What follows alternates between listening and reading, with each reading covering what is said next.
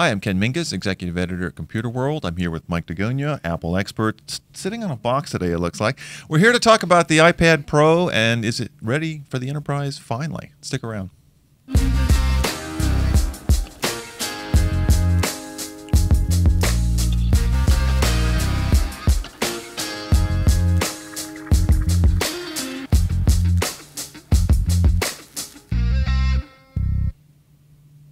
Okay, so if you haven't been following what Apple's been up to lately, a couple weeks ago at the Worldwide Developers Conference, it unveiled new iPad Pros, the new 10.5-inch model, which we've got here, the 12.9 model, 12.9-inch model that I've got here, along with a lot of hardware improvements sort of under the hood, a new screen, new True Tone, I guess, display is the best way to describe that, A10X processor, better graphics, et cetera, et cetera, et cetera.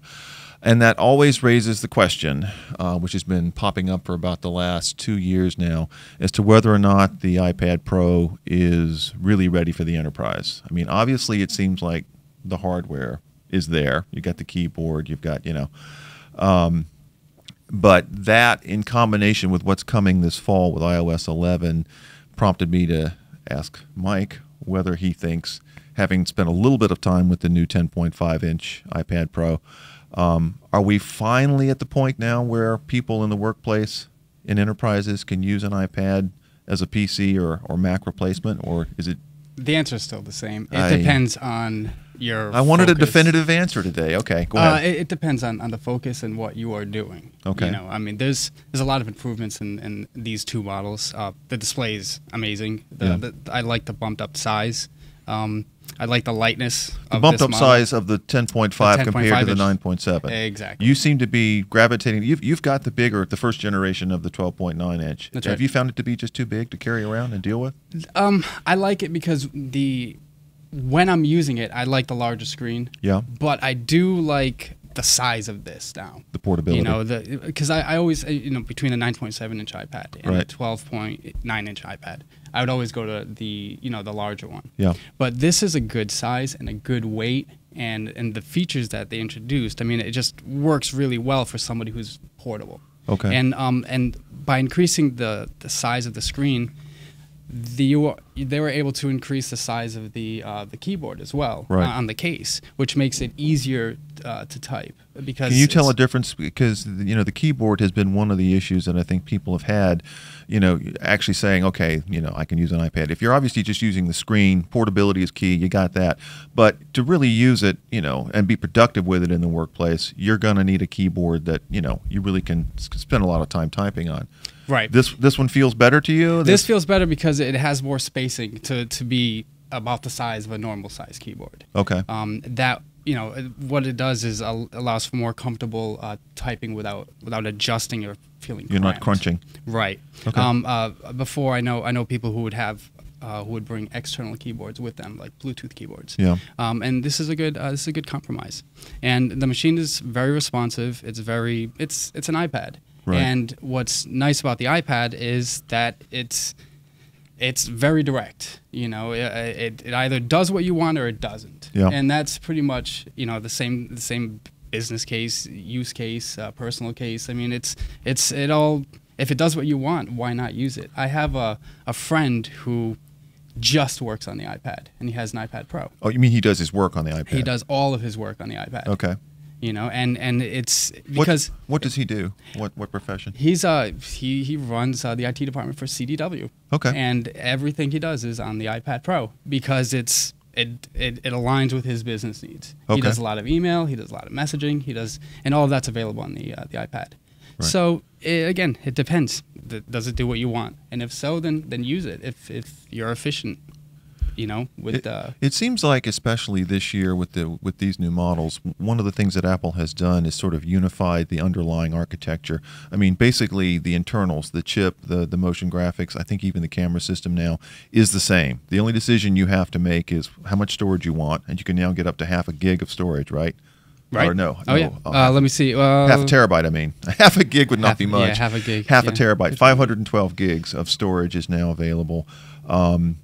So really, the only difference, the only thing you have to decide is, do you want the big screen or do you want the portability of the 10.5? Right. Which makes it easier for people trying to figure out, if they're going to roll these out in the workplace. It's going to depend on what the user needs. I mean, obviously, for someone like a graphic designer, something like that, with the new 120 megahertz responsiveness of the screen, the Pencil, because I have used the Pencil on this, it really is even better than the first generation, and it's noticeable right away. Right. But for more office-like things like typing, word processing, you're going to need the keyboard. And I think one of the things that's going to make a big difference, and I want to transition in this discussion a little bit, is going to be the arrival of iOS 11, because very clearly the hardware is there for workplace use. I mean, these things, when you benchmark them, they're approaching some of the MacBooks and the lower end MacBook Pros in terms of the just computing processing. CPU performance, absolutely. And you certainly have a selection of apps that are now available from companies like IBM that's been working with Apple for a while that make it very easy to do what you want to on the iPad. iOS 11 rolls out a lot of new software features. Its productivity and it really does make a difference. I mean, something like split screen, which was kind of cool a couple of years ago, now becomes really useful because you've got drag and drop, you've got the ability to copy and paste, and in particular, I think of course they've added the dock at the bottom, which makes it very much like a desktop experience. When you're trying to access your apps, you just flick up from the bottom of the screen and your dock is there. iOS 11 feels like it's taking some of the best elements of the Finder on the Mac, and then bringing them into to the iPad form factor, which is great because you have the expanded drag and drop, which is amazing. It really does work well. I mean, and I'm not someone who does a lot of that because it's been such a pain, and you're trying to make sure you get the right thing copied, and it doesn't copy, and then it disappears or something. And Apple did an amazing job with the drag and drop, and it's one of those features that once you get accustomed to using it, you're not going to be able to go back. Right, and it's very easy with iOS 11. Having had a chance to play with it a little bit, it is actually very easy to use it and learn that muscle memory real quick about how to select, copy, and move things around. And then the implementation with the multi-touch and it's just very well done. I mean. You've also got the ability, in addition to having split screen, to have a third app now sort of floating on the screen. Right. Which again, the more apps for me, when I'm in front of a desktop machine, I have a variety of apps open at once that I can move things around or check things at the same time. This iOS 11 brings that more to the iPad. And in particular, the Files app, which finally lets you access documents and things from your Documents folder on your desktop. If they're in iCloud, you've got that turned on, and then you've got them available, across your devices. Well, Files is the unified place to. Right. It's I mean, you could get them before individually from each app. Each app. But now they're everywhere. I mean, they're in one place. Exactly. And what Files is essentially the mobile version of Finder. It is like a Finder. Okay. It works really well, and it's a nice compromise between the per app document storage system that Apple had been using, and the Mac version of the Finder. It's a good compromise between the two, because you do have a single location in which you can grab all of your documents. Right. But you can still access those documents on a per app basis as well. And not only that, but it also supports Files also supports Dropbox, and then Microsoft services like OneNote. Right. Not OneNote. OneDrive.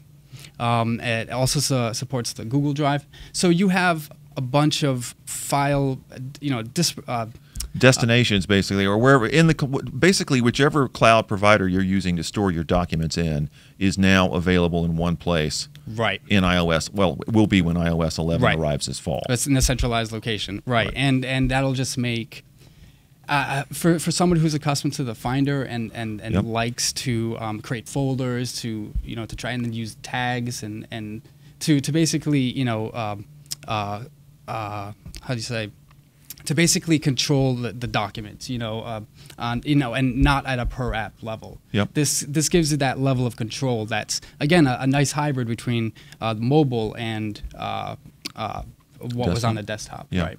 Yeah, I mean, and I think that's sort of where I come down to, going back to the original question of whether the new iPad Pro is ready for the workplace.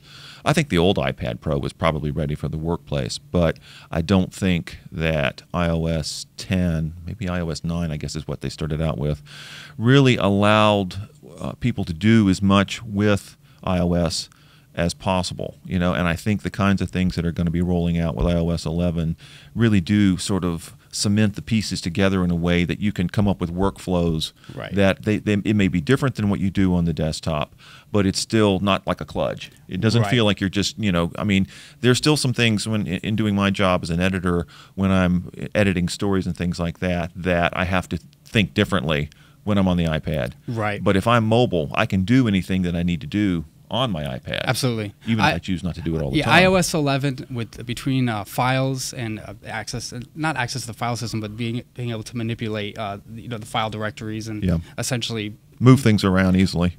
Between that and the system-wide drag and drop support, I mean, those two in concert, that's just a huge step for productivity. Yep. And as great as this hardware is, and it is, with the new updates and the new ProMotion technology and being able to scroll and still see, clear without text. any stuttering. Yeah. Right. All of that hardware is nice, but iOS 11 is really going to free up the productivity capabilities in the iPads. I agree.